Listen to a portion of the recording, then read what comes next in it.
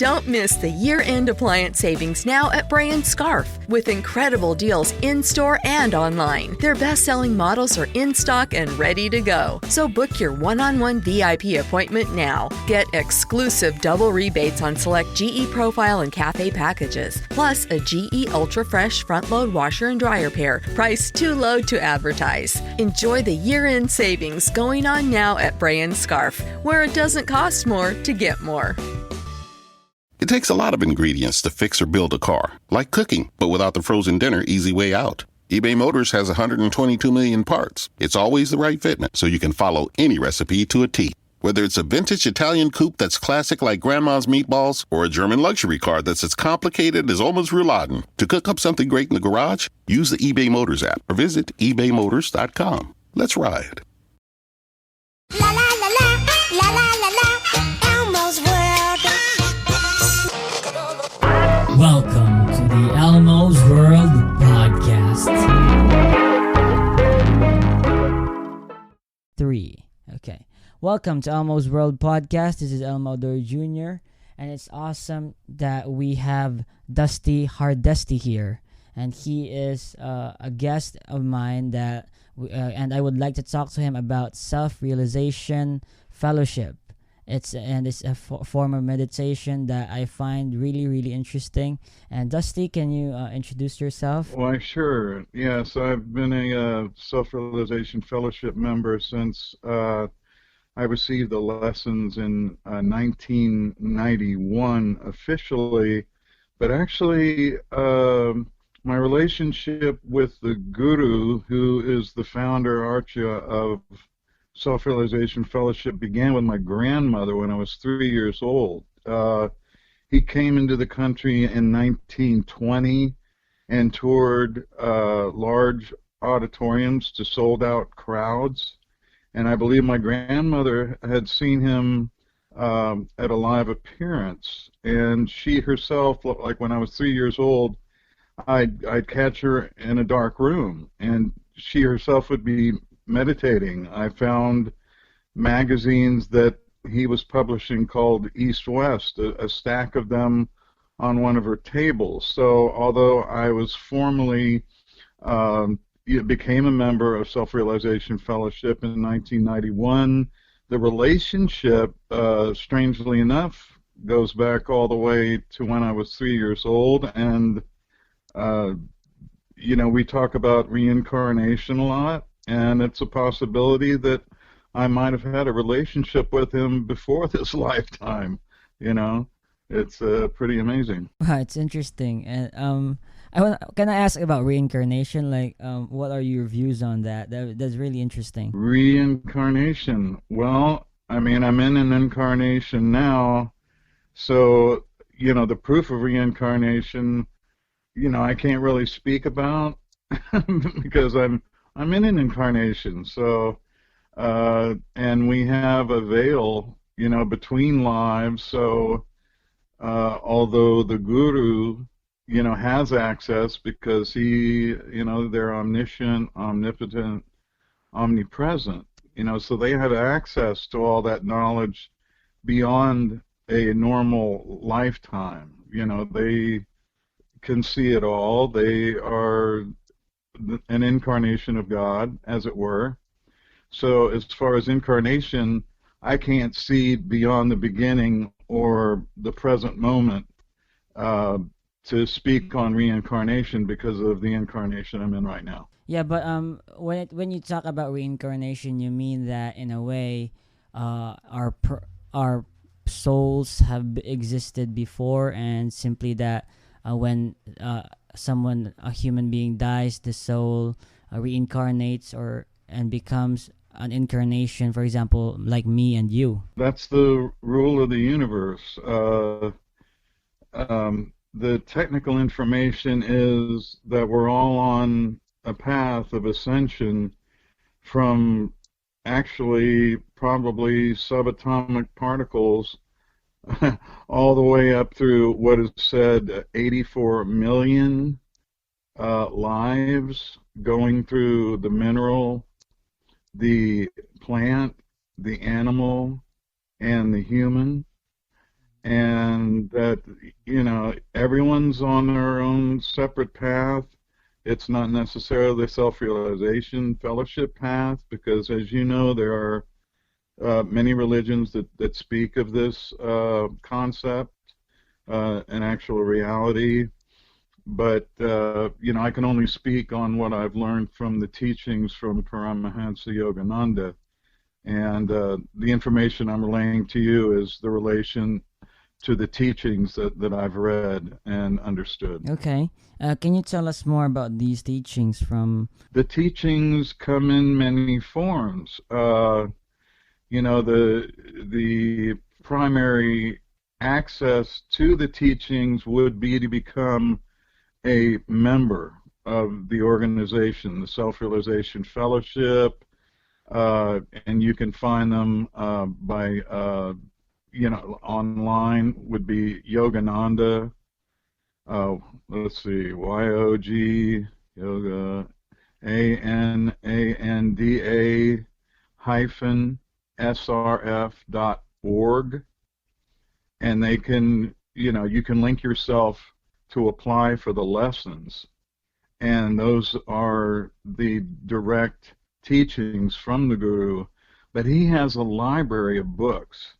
If you go to the Self-Realization Fellowship website and link to their bookstore, he has so many books. It's just amazing the amount of literature that he has written, and it's rather astounding. So we have the teachings, the formal lessons, by becoming a member. You have access to his books through the bookstore at the website, and they also have a quarterly magazine called the Self-Realization Magazine in America, and it's called the Yogoda Satsanga Society. Well, actually, the Yogoda Satsanga Magazine in India, and they're pretty much the same thing. So as far as the teachings go, we have the lessons, we have all his literary contributions, and we have the quarterly magazine, and now there's videos. And when Yogananda came on the scene, he came to America in 1920 by himself to appear at the it was a religious convention that he was asked to speak at in Boston, Massachusetts. So, and he was bringing a particular brand of yoga from what you would call Raja Yoga, and this is like one of the highest scientific methods for direct perception of God, and it's called Kriya Yoga. And I can't really go into that very much because it is an advanced technique, and you really need to go through the lessons, lessons 1, 2, 3, 4, to get to that point where you become eligible to receive Kriya initiation. So this guy's been around since 1920. He left the body, Mahasamadhi, on February 7th, 1952, at the end of a speech that he gave at the Biltmore, or in the Biltmore Hotel ballroom in Los Angeles, when the Indian ambassador was India received its independence at that time, and this Indian ambassador came to America to speak. Yogananda, before the ambassador was to speak, gave his own speech, and also read a poem, My India, which is very famous. And at the end of the poem is, my feet have touched that sod. And at the ending of that sentence, he had his Mahasamadhi, which was conscious exit from his body. His body collapsed to the floor.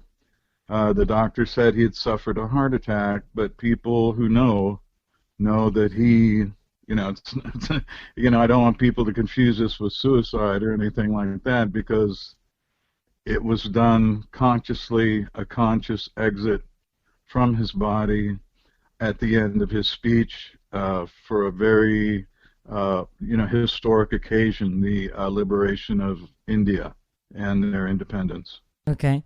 And when you talk about why would someone need to learn the self-realization meditation? Say again? Why would someone need to learn these lessons? Well, that's the proper way of receiving the teaching. You can gain some knowledge from. Yeah, but for example, me as someone who has never heard of the self-realization fellowship meditation, why would I engage in this sort of meditation and attempt to learn it? Well, it's whether it's a choice. Jesus gave us a choice. Jesus gave us free will to choose. And your choice is whether you want to have direct perception of God, or whether you just want to knock around and do what people do in lifetime without following religion. So you have to have a desire to know God. If you have that desire, becoming a member or reading the teachings of Paramahansa Yogananda is a marvelous way of doing that. Okay, so it means that if I were to engage in self-realization meditation, that would allow me to be able to perceive God? That's the goal. God is the goal. He is the center of one's life at that point. Anything else, because a man has a success mechanism built into his brain. To paraphrase what one of the monks has said on one of the temple talks, available on CDs in that quarterly magazine I was talking about. Let's see, let me not lose my train of thought here. Well, there goes the caboose. Let's see. Yeah, let's pick up on another question here. I don't want to. Yeah. So why would I, for example, want to perceive God? Why from a starting point? Why? Well, we live in God, and God is the only thing that exists. Now, we can con ourselves and think that we could get into the subject of the ego and the soul. We have a body, we have a mind, but we are the soul, each and every one of us.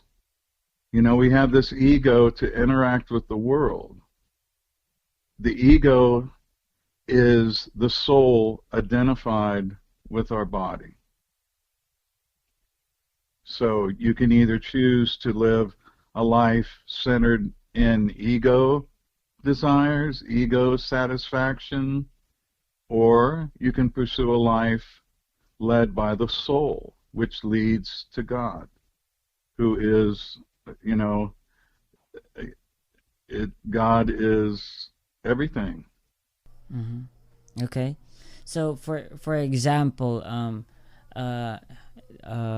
your guru is someone who has, in a way, found enlightenment and is able to share his methods on how to perceive God with these lessons and these teachings, and would allow guidance, right? And so, would I be able to achieve enlightenment independent of any other teachings of other gurus as well? I can't speak for them. I can only speak for Paramahansa Yogananda, my guru. The Kriya Yoga technique he referred to in his time from the 20s through the early 50s as the airplane to finding God, to perceiving God. Other techniques might get you there. I can't speak for the other techniques. There are many out there. The idea is to find the method that works for you. Guru has said, try a method for a year or so to see if it's right for you, and if it's not, continue your search. So I can't speak for the other methods. A famous spiritual saying is that all paths lead to the one, and that's guaranteed. That because God is the only thing that exists. Yeah, and so for example, if I were to be able to experiment for myself and find out how I can perceive God, and would I be able to do that? Through the SRF method, absolutely. That's the only method I can speak of. You're welcome, of course. Like I said, Jesus gives us free will. God has given us free will. So you can choose whatever method that appeals to you, that you feel works for you. Paramahansa Yogananda he's a friend. He had his Mahasamadhi in 1952. But as everyone associated with the organization knows, that he is more real today than he was in his physical form. Because if you understand the terms omniscience, omnipotence, and omnipresence, he is totally attuned with God, and he is essentially everywhere at once. So I would verify, through personal experience, through intuitive perception, that, I'll quote him. He said, "Those who think me near, I will be near." And I can guarantee you that is true.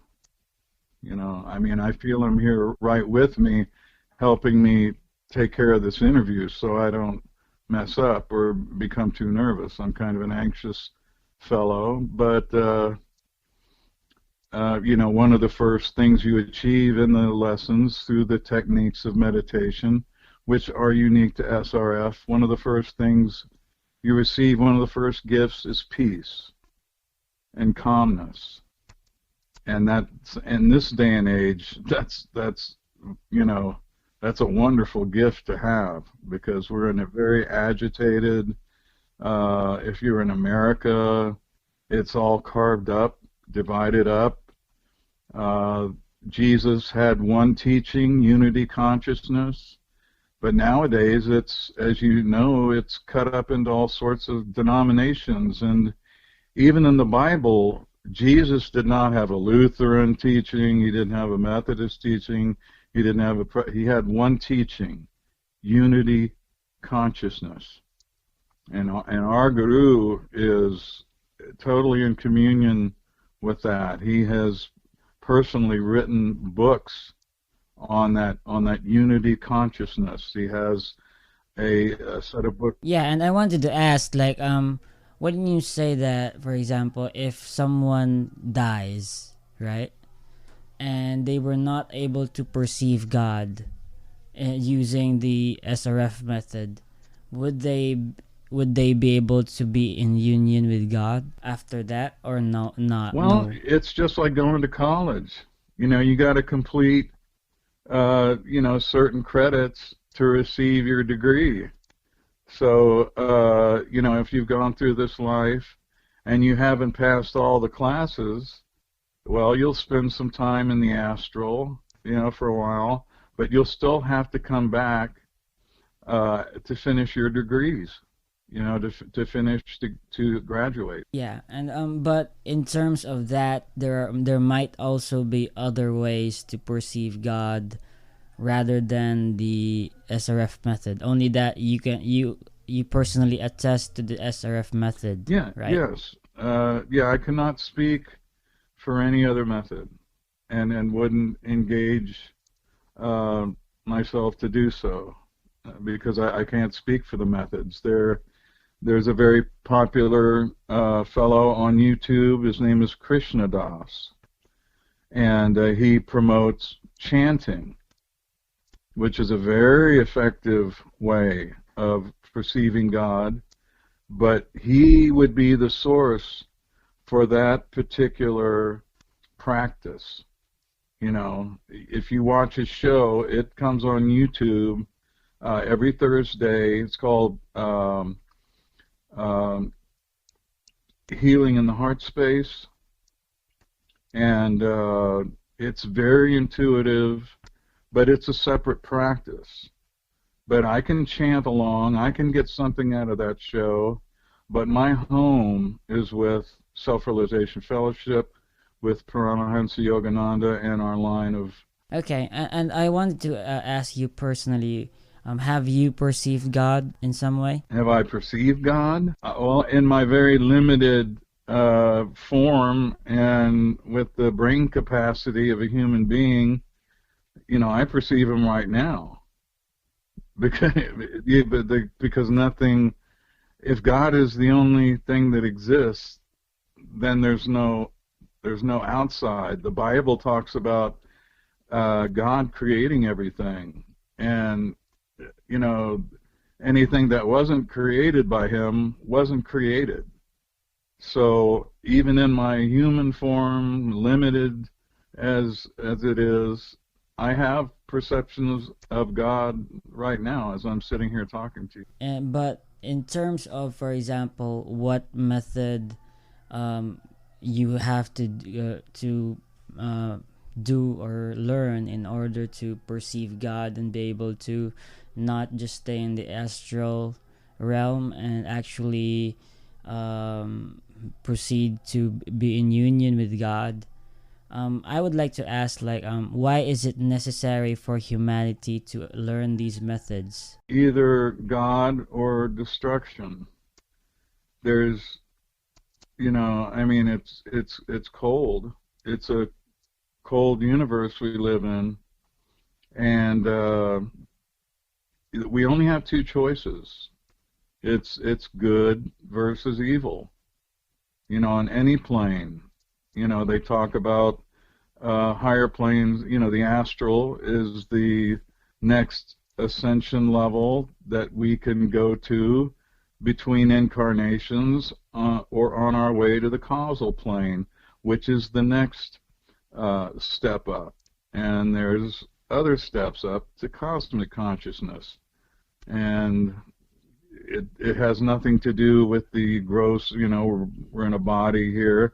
Well, in the astral, bodies aren't necessary, you know, and it's a little hard to talk about something like that if, you know, you don't have direct perception of it. My direct perception right now is this plane that we live in this universe, in this infinite sphere, you know, with all the planets and the hundreds of billions of galaxies and whatnot. I can only speak of this realm, but I wanted to ask, in terms of what other realms there are out there, can you tell me more about those, and what your teachings tell you about? You know, my knowledge, like I just got through saying, is pretty much limited to this plane that's right in front of my face.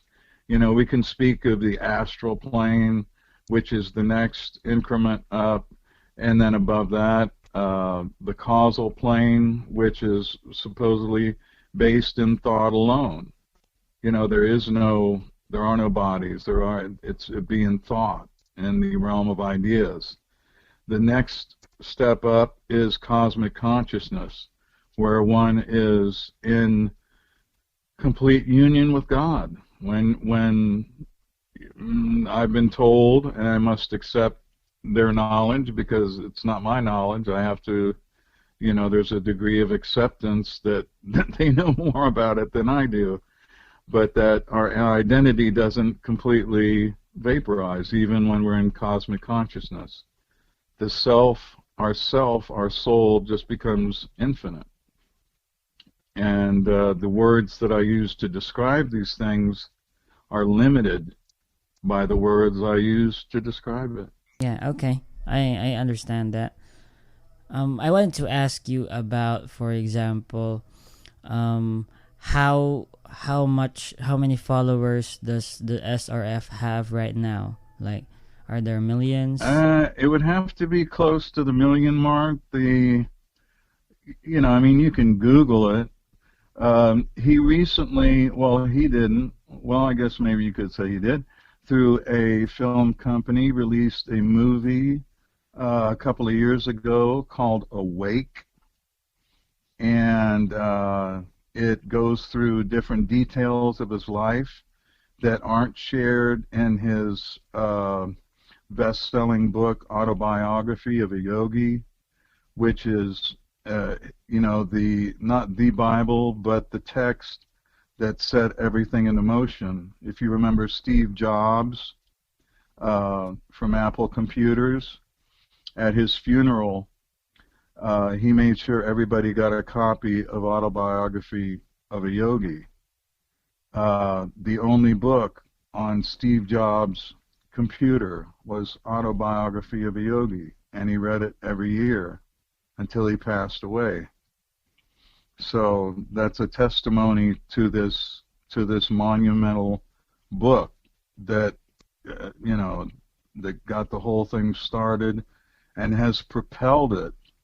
This organization, without its leader, although his leader, our leader, is still leading, he's just doing it from a different office in a different place. Most organizations, when they lose their leader, they fall apart. So Self-Realization Fellowship has broken that mold. And rather than building big mega churches like some denominations do, we have temples, mandirs, all over the world. At the end of Awake, they sort of pan around to the different groups and organizations throughout the world. There's an organization in Russia.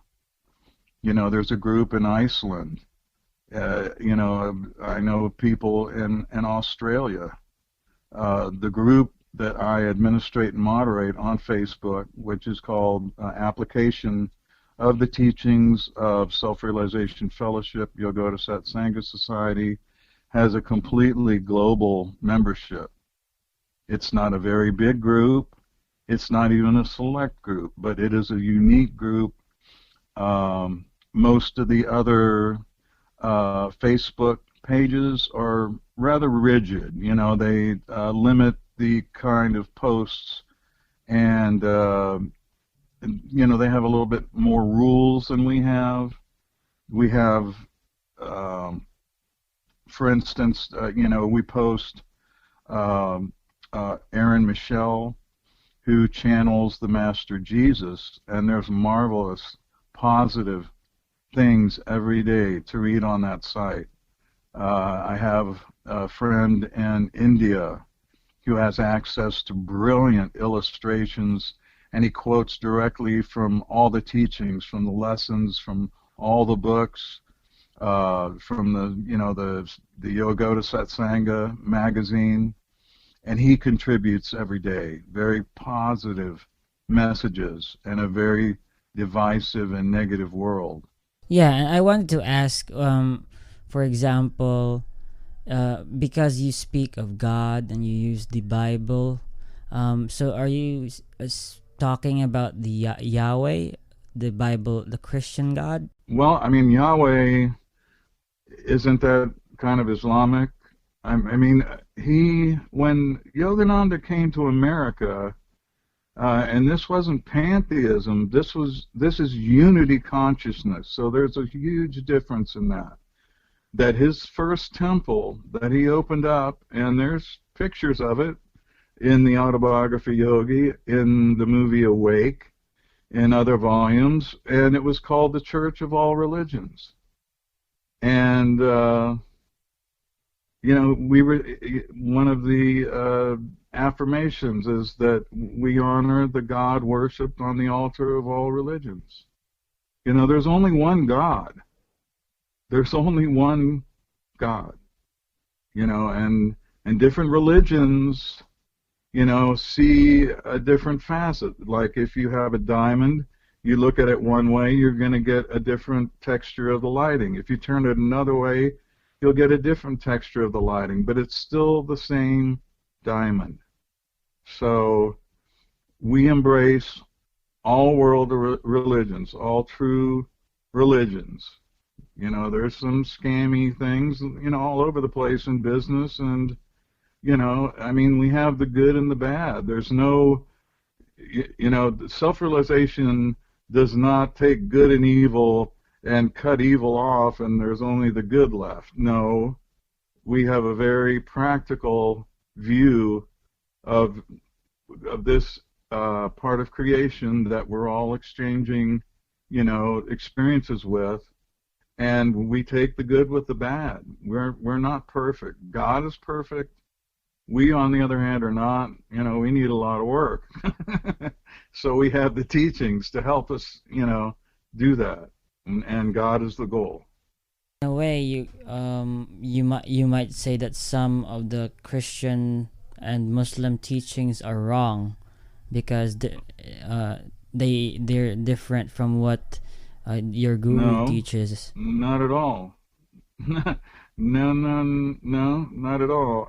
I'd say, because I can't speak very much of the Muslim, the Quran is very strict. They follow Christ probably more rigidly than the Christians do. But Jesus is in there. He's most definitely in there. So the Bible applies to the Islamic religion as well as the Christian religion.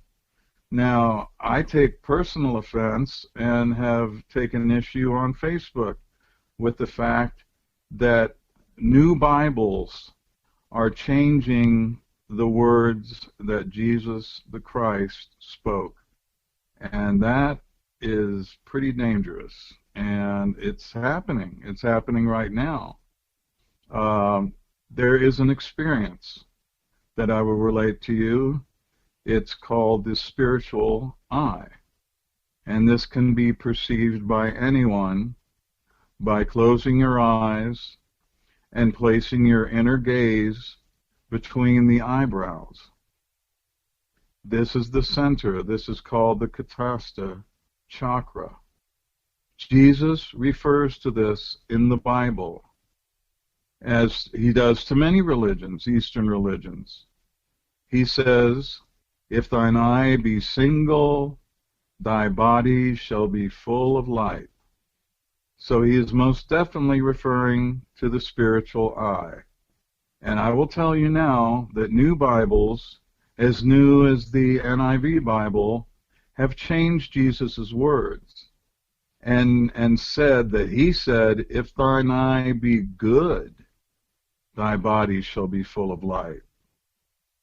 And that, I think Jesus takes issue with people changing what he originally said. You follow me? There's a danger in that, because there's a lot of people in mega churches that don't necessarily have a very strong will of their own, and they need to have somebody prancing around on a glittery stage in an Armani suit telling them how to believe, because they don't have a will of their own, and asking for money from people who can't afford to give it. And so there's a little bit of mischief going on in there, and I pity and pray for the poor people who can't see the difference.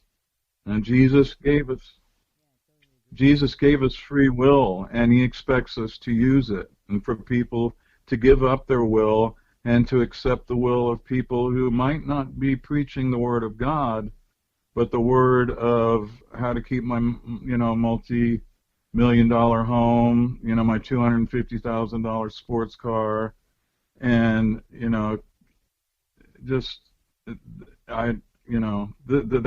that's a travesty of Christ's words. He suffered. He suffered for us. We respect that. He is one of our avatars. We don't just worship or revere one teacher. You know, the guru isn't the head of our worship. We have Lord Jesus the Christ, we have Bhagavan Sri Krishna, and our Param Gurus. Now, a lot of Indian or Hindu-related religions or orders have a long line of gurus. You know, like they have the guru now, and when that guru passes on, another guru takes his place. Well, in Self-Realization Fellowship, there are only 4 gurus. And before his passing, before Paramahansa Yogananda's passing at his Mahasamadhi, he said, the teachings will become the guru. And they are. If you understand, if you read the lessons, they're alive. Yeah, and I wanted to ask, like, what is the nature of these lessons? Can you give me an example of what you do in a lesson? They describe every facet of life, because a devotee of the organization of this order runs into, you know, every problem or circumstance that anybody runs into.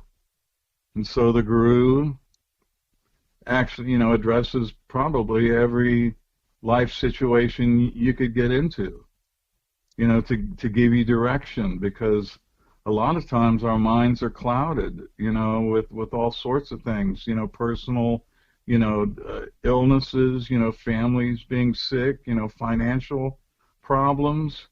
You know, we need a clear light to shine through the darkness of all these circumstances that life puts in our way, you know. So as far as the teachings, you know, he covers pretty much every subject. Stage fright, you know, how to handle your finances, you know, how to prepare for world crises, you know, like the ones we're in right now. But, you know, I can't really go into the lessons. Like I said before, the best way to do that is to become a member, to receive the lessons, and study them on your own. And you're not totally on your own. There's phone numbers for the Mother Center in Los Angeles, California. So if you're having trouble understanding a particular lesson, you have the access of either emailing or speaking to a minister on the phone to help you over that speed bump, you know, so that you can move on. So to go into particular specifics on the lessons, you know, I really can't do that. It teaches.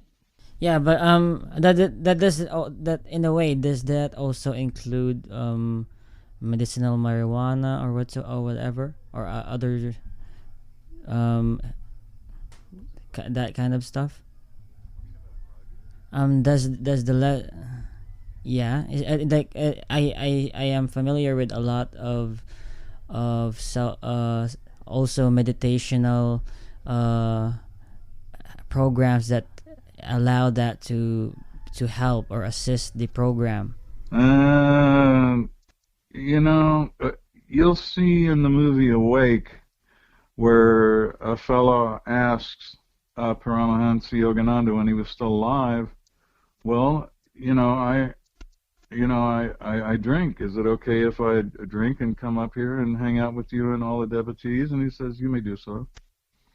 And he said, well, is it all right to, you know, like smoke or something, you know, and still come up here and hang out with you good people? And Paramahansa said, you may do so.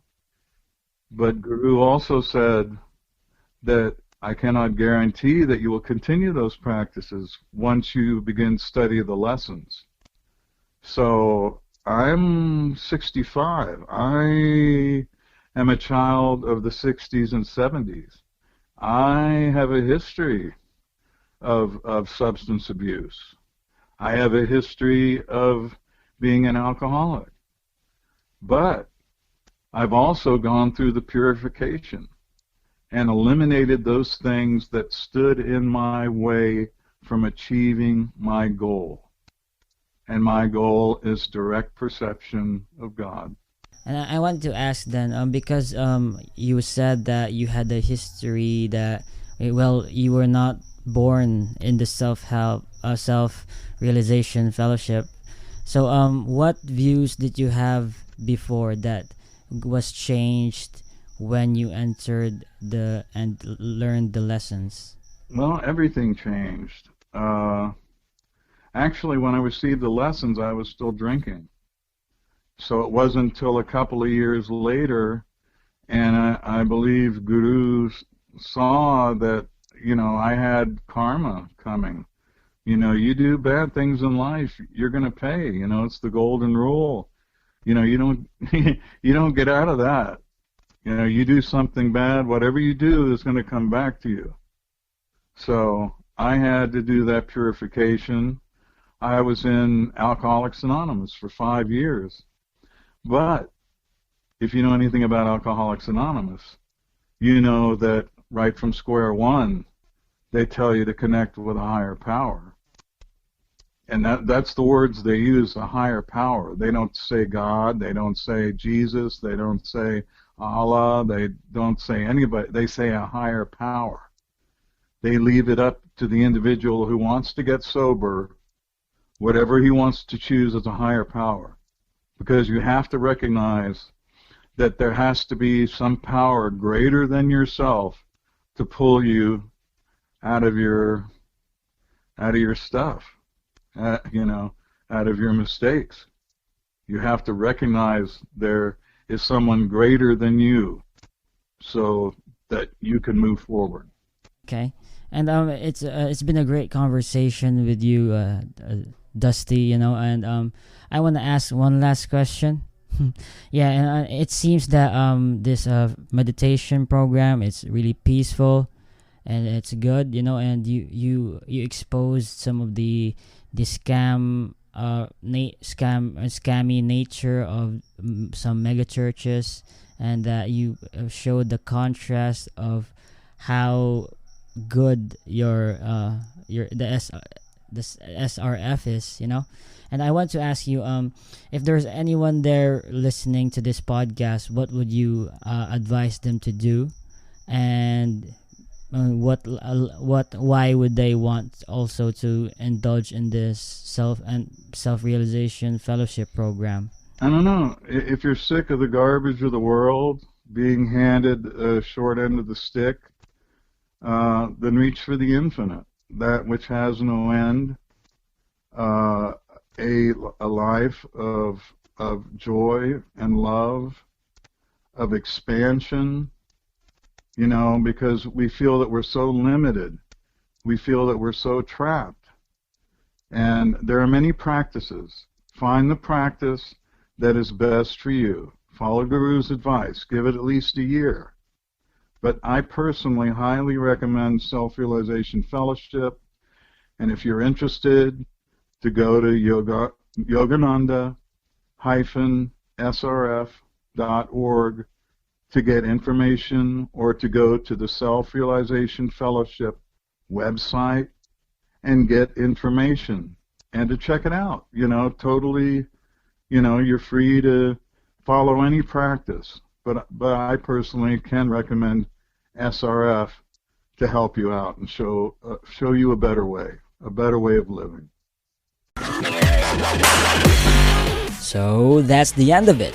Thanks for tuning in, guys. This is your host, Elmo Ador Jr. And thank you for listening in. And please subscribe. Please follow us on Facebook. Please follow this. Please. Thanks.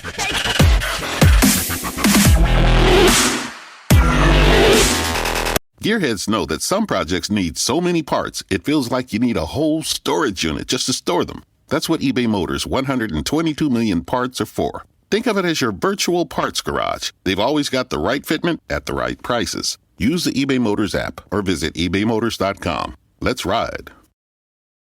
Holidays are here, and so is fashionable fitness. Gift yourself a Samsung Galaxy Z Flip 3 5G, a phone that folds in half to literally stand on its own. Pair it with the Galaxy Watch 4 for ultimate wellness and wow factor. Check health stats, flex personal records. Over 90 activities can be tracked, like biking, swimming, golfing, and more. Invest in yourself with tech made to crush goals. Holidays open up with Galaxy. Shop it all at Samsung.com. 5G connection and availability may vary. Check with carrier. Products sold separately.